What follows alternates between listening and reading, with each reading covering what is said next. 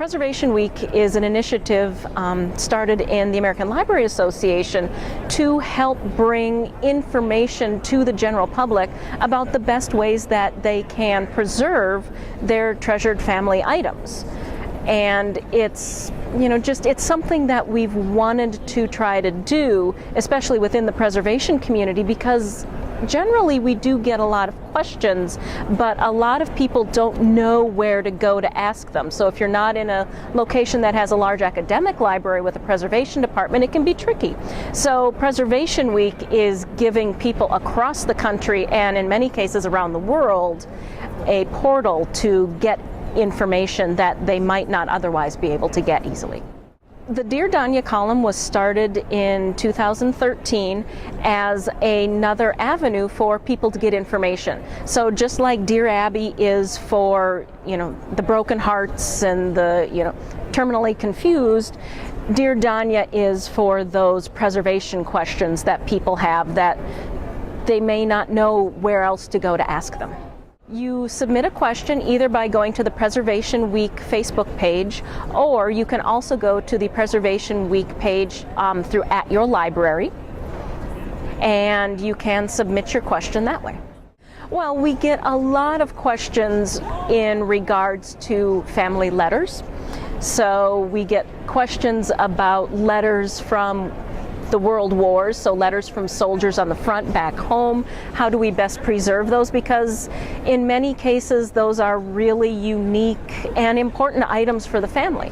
We also get questions about love letters. So Grandma and Grandpa's love letters while they were courting, so there's also a sentimental aspect to them. We get a lot of questions about diaries. How do you best preserve old family diaries? And and these in the bound volumes are often falling apart, so how do you take care of not just the paper but the binding as a whole? And we've also gotten questions about what happens when we get the questions of my basement has flooded and some of my materials have gotten damaged. How can I best take care of them now that they're wet? And so we'll get a wide range of questions.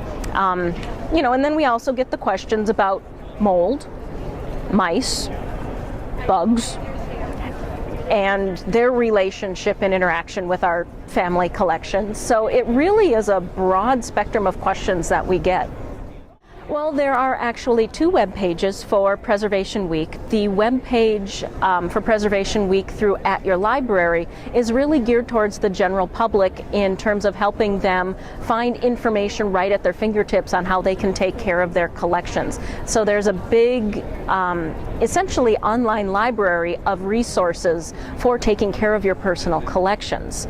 On the ALA website, the Preservation Week website is really geared towards those people who would like to create a Preservation Week event during Preservation Week. So there's a lot of information on how to plan an event, where to find speakers for your event, and a lot of resources again for being able to give handouts and other resources just to help you plan a more interesting and maybe inviting event. I just love knowing that I'm helping families to really save items and mementos that are really precious to them and that will be precious to their future generations, even though they don't know it yet.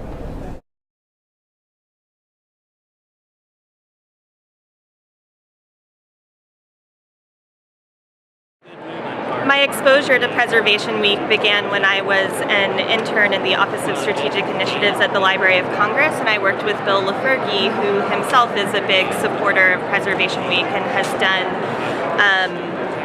he's done webinars with elects for Preservation Week in the past. So when I was a graduate student at the University of North Carolina at Chapel Hill, a fellow student and I put on a Preservation Week event about managing your personal digital photo collections at our local public library. I am pleased with Preservation Week, and now that I'm in a professional position at Wake Forest, I'm hoping to team up this year with our preservation librarian in order to put on a small exhibit about obsolete media and concepts such as hardware dependence and format obsolescence.